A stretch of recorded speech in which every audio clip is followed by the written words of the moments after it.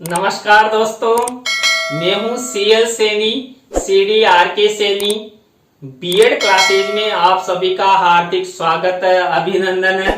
देखिए, हमारे इस चैनल के माध्यम से आप सभी के लिए पाठ योजना निर्माण कार्यक्रम चलाया जा रहा है।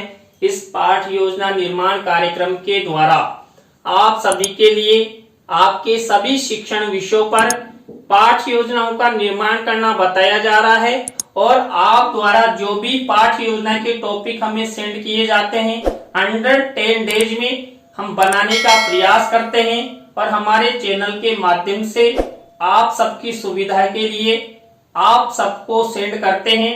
आप कई बार PDF PPT भी मंगवाते हैं, वो भी प्रोवाइड करवाते हैं।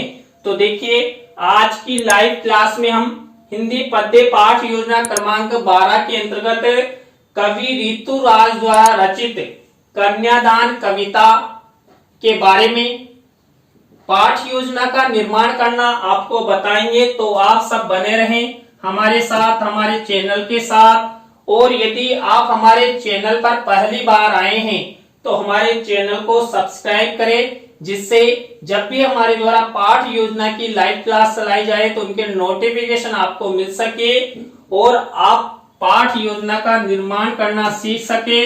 देखिए, हम जब हिंदी पद्य पाठ योजना का निर्माण करते हैं तो सबसे पहले श्यामपट पूर्ति का निर्माण करते हैं। श्यामपट पूर्ति के अंतर्गत हम वही विद्यालय का नाम, कक्षा, दिनांक, विषय, विधा, कालांश, कालांश का समय और बीच सेंटर में हमारे प्रकरण को लिखते हैं। प्रकरण को अंडरलाइन करते हैं, इन्वर्टेड कॉमास भी बंद करते हैं। तो इस तरह आपको ये श्यामपट पूर्ति का निर्माण करना है। श्यामपट पूर्ति के बाद आपको उद्देश्यों का निर्माण करना है, विशिष्टीकरण बनाना है और अपेक्षित व्यवहारगत परिवर्तन बनाना है। देखिए, हिंदी पद्य पाठ योजना में हम 6 उद्देश्यों का निर्माण करते हैं, जिसके अंतर्गत पहला उद्देश्य होता है ज्ञानात्मक। ज्ञानात्मक से रिलेटेड ये विशिष्टीकरण बनाने होते हैं, ये अपेक्षित व्यवहारगत परिवर्तन बनाने होते हैं। देखिए, विशेष ध्यान रखा जाता है हमारे उद्देश्य और हमारे मुख्य प्रकरण का, तभी जाकर हम विशिष्टीकरण और अपेक्षित व्यवहारगत परिवर्तन बना सकते हैं। इसी तरह दूसरे नंबर का उद्देश्य होता है अर्थ ग्रहणात्मक। अर्थ ग्रहणात्मक से रिलेटेड ये विशिष्टीकरण और ये अपेक्षित व्यवहारगत परिवर्तन बनाना है। इसी तरह थर्ड नंबर का उद्देश्य होता है अभिव्यक्त्यात्मक। अभिव्यक्त्यात्मक से रिलेटेड ये विशिष्टीकरण, ये अपेक्षित व्यवहारगत परिवर्तन। इसी तरह कौशलात्मक से रिलेटेड ये विशिष्टीकरण, ये अपेक्षित व्यवहारगत परिवर्तन आपको बनाने हैं। देखिए, हम जब हिंदी पद्य पाठ योजना का निर्माण करते हैं तो हम 1 से 2 विशिष्टीकरण और 2 से 3 अपेक्षित व्यवहारगत परिवर्तन बनाते हैं। इसी तरह 5वें नंबर का उद्देश्य होता है अभिरुच्यात्मक। अभिरुच्यात्मक से रिलेटेड ये विशिष्टीकरण और ये अपेक्षित व्यवहारगत परिवर्तन। इसी तरह 6 नंबर का उद्देश्य अभिवृत्त्यात्मक।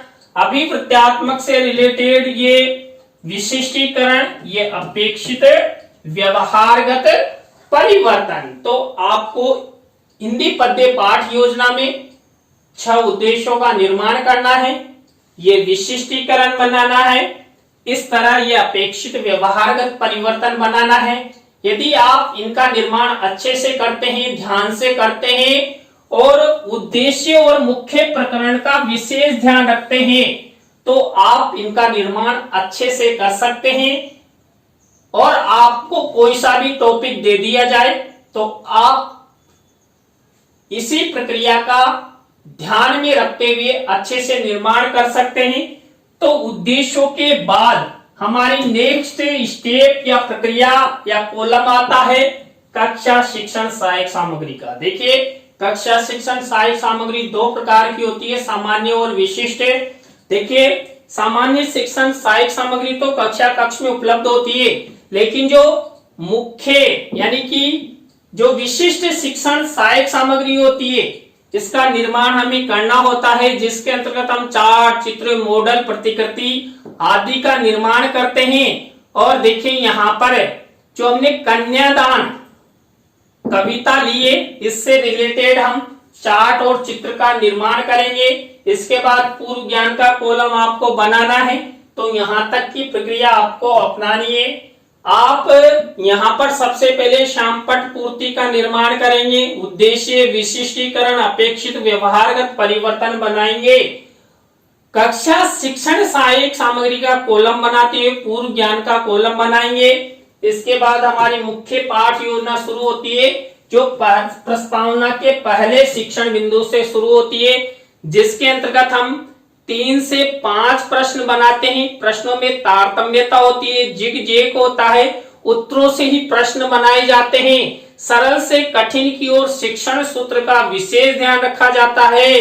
और जो प्रस्तावना के प्रश्न हमारे द्वारा बनाए जाते हैं, ये छात्र छात्राओं के पूर्व ज्ञान पर आधारित होते हैं, संक्षिप्त होते हैं, सुबोध होते हैं। देखिए यहाँ पर जो कन्यादान, इस कविता पर मेरे प्रस्तावना के प्रश्न कैसे बनाए। पहला प्रश्न देखिए, जेंडर आधार पर सुरीली आवाज किनकी मानी जाती है। ऐसे हम जब जेंडर आधारित भेदभाव करते हैं या जेंडर आधार को जानते हैं, तो सुरीली आवाज हम मानते हैं लड़कियों की या महिलाओं की। तो जो सुरीली आवाज होती है लड़के और लड़कियों की, तो इसी उत्तर से हमारा नेक्स्ट प्रश्न बनेगा, महिलाओं द्वारा रागात्मक तरीके से क्या गाए जाते हैं। देखिए गीत या गाने गाए जाते हैं, और जब गीत गाने जाते हैं तो बतासे बांटे जाते हैं, आपने देखा होगा। और 8 से 10 बतासे दिए जाते हैं, कोई अन्य उपहार भी दिया जाता है। अब इसी उत्तर से हमारा प्रश्न बनता है, संगीत या गानों की धुन पर डांस कब किया जाता है। हम डांस कब करते हैं, जब कोई शादी हो या किसी भी प्रकार का कोई उत्सव हो, कार्यक्रम हो, तो उस समय हमें डांस करते हैं। अब इसी उत्तर से हमारा प्रश्न बना हुआ है, शादी के समय माता पिता द्वारा लड़की का हाथ दूल्हे को देना क्या कहलाता है, कन्यादान कहला जाता है। तो यहाँ पर इस उत्तर से हमारा प्रश्न बना हुआ है, कवि ऋतुराज द्वारा रचित कन्यादान कविता के बारे में आप सब क्या जानते हैं। तो ये अंतिम प्रश्न समस्यात्मक हो गया, प्रश्नों में तारतम्यता है, जिग जैग है, और यहाँ पर सरल से कठिन की ओर शिक्षण सूत्र का प्रयोग किया गया है। और सभी प्रश्न छात्र छात्राओं के पूर्व ज्ञान पर आधारित है। तो ये प्रस्तावना का स्टेप हुआ। इसके बाद हमारी सेकंड स्टेप आती है उद्देश्य कथन। देखिए उद्देश्य कथन करते हुए हम श्यामपट्ट पर हमारा मुख्य प्रकरण लिखते हैं। तो यहाँ पर उद्देश्य कथन ऋतुराज द्वारा रचित जो कविता है कन्यादान, उससे संबंधित ये यहाँ पर उद्देश्य कथन किया जाएगा। उद्देश्य कथन चित्र के माध्यम से भी कर सकते हैं। चित्र के माध्यम से करोगे तो शिक्षण सहायक सामग्री में आपको इस तरह चित्र मेंशन के रूप में लगाना पड़ेगा। तो इस तरह आपको यहाँ पर ये उद्देश्य कथन की स्टेप अपनानी है। उद्देश्य कथन के बाद पाठ प्रस्तुतिकरण की स्टेप अपनानी है। देखिए पाठ प्रस्तुतिकरण के अंतर्गत जो हमारा मुख्य प्रकरण होता है, मुख्य कविता होती है, इसकी पाठ की पृष्ठ संख्या को खोलने के लिए यहाँ पर छात्र अध्यापक, छात्र अध्यापिका, छात्र छात्राओं को आदेशित किया जाता है। तो ये पाठ्य पुस्तक का मिनिएचर देखिए, इसको खोलने के लिए यहाँ पर छात्र अध्यापक, छात्र अध्यापिका, छात्र छात्राओं को निर्देशित करेंगे। तो यहाँ तक हमने 3 स्टेप अपनाई, प्रस्तावना के प्रश्न, उद्देश्य कथन और पाठ प्रस्तुतिकरण। 4th नंबर की हमारी स्टेप आती है सस्वर आदर्श वाचन। देखिए सस्वर आदर्श वाचन किया जाता है छात्र अध्यापक, छात्र अध्यापिका द्वारा मूल कविता का। देखिए यहाँ पर मूल कविता कौन सी, यहाँ पर कन्यादान जो कवि ऋतुराज द्वारा रचित है, ये मूल कविता मानी जाएगी। इसी से रिलेटेड सस्वर आदर्श वाचन छात्र अध्यापक, छात्र अध्यापिका द्वारा किया जाएगा और छात्र छात्रा ध्यान पूर्वक सुनते हैं। तो इस तरह सस्वर आदर्श वाचन किया जाता है।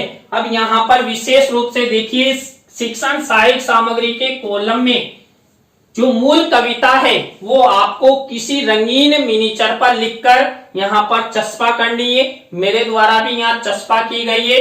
अब ये जादू का पेन यहाँ पर क्लिक होगा और आपको मूल कविता दिखाई देगी। तो देखिए ये मूल कविता किससे रिलेटेड है? कन्यादान, जो कवि ऋतुराज द्वारा रचित है। आप स्क्रीनशॉट ले लीजिए।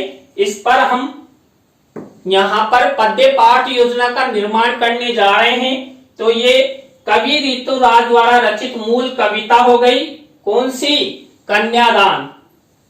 अब यहाँ पर हमारी नेक्स्ट स्टेप आती है सस्वर अनुकरण वाचन। देखिए सस्वर अनुकरण वाचन छात्र छात्राओं द्वारा किया जाता है।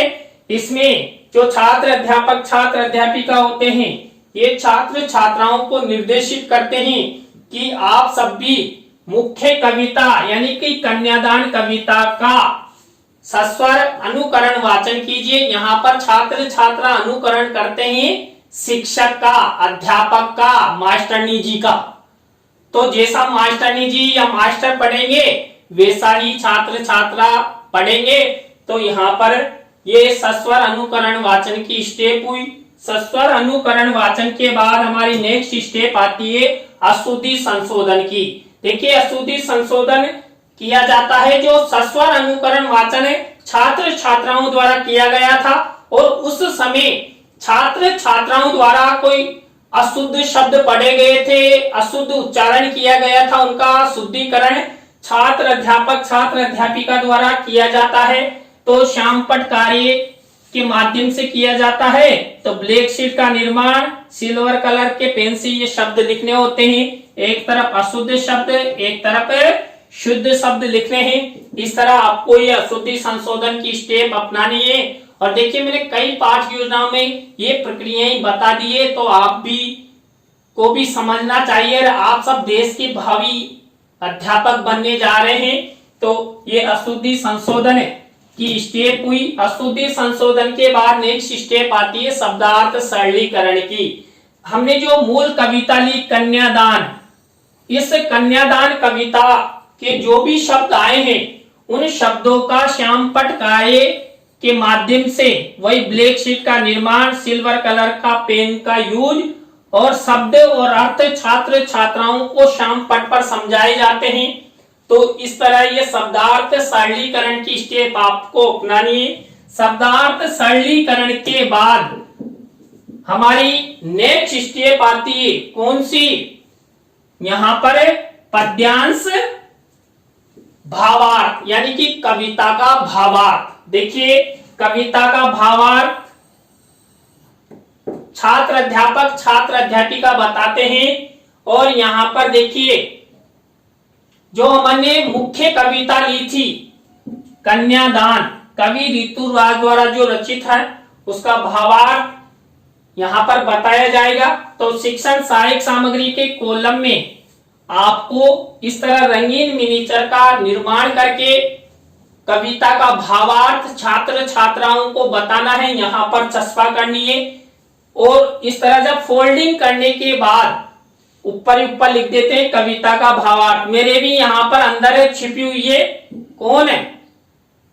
अरे कोई लड़की नहीं छिपी हुई है, कविता का भावार्थ छिपा हुआ है। तो देखिए यहाँ पर कविता का भावार्थ, ये देखिए ये कविता का भावार्थ है कन्यादान। कविता का भावार्थ आप स्क्रीनशॉट ले लीजिए। तो इस तरह आपको वहां पर ये कविता का भावार्थ लिखना है। इसके बाद हमारी नेक्स्ट स्टेप आती है भावानुभूति प्रश्न। देखिए भावानुभूति प्रश्न पूछे जाते हैं भावार्थ के आधार पर। यहाँ पर मूल कविता हमने जो कन्यादान ली थी उसका भावार्थ छात्र छात्राओं को बताया, उसी में से हम कम से कम 3 से 5 भावानुभूति प्रश्न बनाते हैं। तो ये भावानुभूति प्रश्न देखिए मेरे द्वारा 5 भावानुभूति प्रश्न बनाए गए, इनके उत्तर लिखे गए हैं। आपको भी इसी तरह भावानुभूति प्रश्न बनाने हैं मूल कविता के भावार्थ के आधार पर। तो इस तरह ये हमारी भावानुभूति प्रश्नों की स्टेप हुई। इसके बाद पुनः सस्वर वाचन। देखिए पुनः सस्वर वाचन छात्र अध्यापक छात्र अध्यापिका द्वारा किया जाता है। और जो छात्र छात्रा होते हैं वो ध्यानपूर्वक सुनते हैं। कभी कभी छात्र छात्राओं द्वारा भी सस्वर पुनः सस्वर अनुकरण वाचन कर दिया जाता है, लेकिन कमी बार ऐसा होता है केवल यहाँ पर छात्र अध्यापिका पुनः सस्वर आदर्श वाचन करते हैं। इसके बाद हमारी नेक्स्ट स्टेप आती है संभावी पद्य की। देखिए हमने जो मूल कविता ली थी कन्यादान, इसी से रिलेटेड इसके अर्थ जैसा ही, इसके टॉपिक जैसा ही कोई अन्य कविता या पद्य लिया जाता है तो यहाँ पर संभावी कविता या पद्य आपको शिक्षण सहायक सामग्री के कॉलम में लिखना होता है, उसका भावार्थ बताना होता है। तो मेरे द्वारा भी यहाँ पर इसको फोल्ड करके अंदर संभावी कविता लिखी गई है, तो आप ध्यान से देखिए। अभी यहाँ पर संभावी कविता आपको दिखाई देगी, उसका भावार्थ दिखाई देगा। आपको शिक्षण सहायक सामग्री के कॉलम में ये इस तरह चस्पा करनी है। तो ये देखिए, ये संभावी कविता मत करो कन्यादान, कवित्री मीनू मीनल द्वारा है। तो ये संभावी कविता है और ये संभावी कविता का भावार्थ है। तो आपको वहां शिक्षण सहायक सामग्री के कॉलम में इस तरह वही रंगीन मिनीचर और लिखकर फोल्ड करके चस्पा करनी है। तो ये संभावी पद्य का स्टेप हुआ। इसके बाद सौंदर्य अनुभूति प्रश्न पूछे जाते हैं। सौंदर्य अनुभूति मुख्य रूप से पद्य पाठ योजना में ही अपनाई जाती है और सौंदर्य अनुभूति प्रश्न जो मूल कविता मूल पद्य होता है और संभावी कविता या संभावी पद्य होता है उसके आधार पर किया जाता है। दो प्रश्न यहाँ पर मूल कविता मूल पद्य से लिए जाते हैं, दो प्रश्न यहाँ पर संभावी कविता पद्य से लिए जाते हैं और एक प्रश्न यहाँ पर तुलनात्मक रूप से पूछा जाता है, समानता असमानता वाला। तो इस तरह ये सौंदर्य अनुभूति प्रश्न आपको बनाने हैं। सौंदर्य अनुभूति प्रश्नों के बाद हमारी नेक्स्ट स्टेप आती है, आप सब जानने लग गए हैं, आप सब देश के भावी अध्यापक बनने जा रहे हैं। तो हमारी नेक्स्ट स्टेप आती है मूल्यांकन प्रश्नों की। देखिए मूल्यांकन प्रश्नों के अंतर्गत हम 3 तरह के प्रश्न लेते हैं। तीनों तरह के प्रश्नों में 2-2 प्रश्न बनाते हैं, कुल मिलाकर 6 प्रश्न बनाते हैं। वस्तुनिष्ठ प्रश्न, रिक्त स्थानों से रिलेटेड, सत्य असत्य से रिलेटेड और यहाँ पर लघुत्रात्मक अति लघुत्रात्मक से रिलेटेड। तो इस तरह आपको वही ब्लैक शीट का निर्माण, सिल्वर कलर का पेन और किसी भी प्रश्न का उत्तर नहीं लिखना है, आपको केवल प्रश्न बनाने हैं। और ये ब्लूप्रिंट की श्रेणी में भी आते हैं। जब प्रश्न पत्र निर्माण करते हैं तो इसी तरह प्रश्न पत्र निर्माण किया जाता है। तो यहाँ पर ये मूल्यांकन प्रश्न हुए। मूल्यांकन प्रश्नों के बाद गृह कार्य की स्टेप आती है। गृह कार्य की स्टेप के अंतर्गत वही श्यामपट्ट कार्य वाले कॉलम में ब्लैक शीट का निर्माण, सिल्वर कलर का पेन और 1 से 2 निबंधात्मक प्रश्न छात्र छात्राओं को होमवर्क के लिए देते हैं। तो दोस्तों आज की लाइव क्लास में हिंदी पद्य पाठ योजना क्रमांक 12 के अंतर्गत हमने कन्यादान कविता जो कवि ऋतुराज द्वारा रचित है आपको पाठ योजना का निर्माण करना बताया। आज की पाठ योजना की लाइव क्लास आपको कैसी लगी कमेंट्स में हमें जरूर बताएं। अच्छी लगी हो तो लाइक करें, कमेंट्स करें और शेयर जरूर करें। दोस्तों यदि आप हमारे वीडियो को शेयर करते हुए हमें सपोर्ट करते हैं तो मुझे भी मनोबल मिलता है और मैं भी आपके लिए कुछ नया करने का प्रयास करता हूं और आप द्वारा जो भी कंटेंट मुझे भेजे जाते हैं उनको शीघ्र बनाने का प्रयास करता हूं। इसी तरह नई पाठ योजना की लाइव क्लास के साथ हम आपसे फिर मिलेंगे CL सैनी के साथ CDRK सैनी बीएड क्लासेज पर। जय हिंद, जय भारत, राम राम साहब।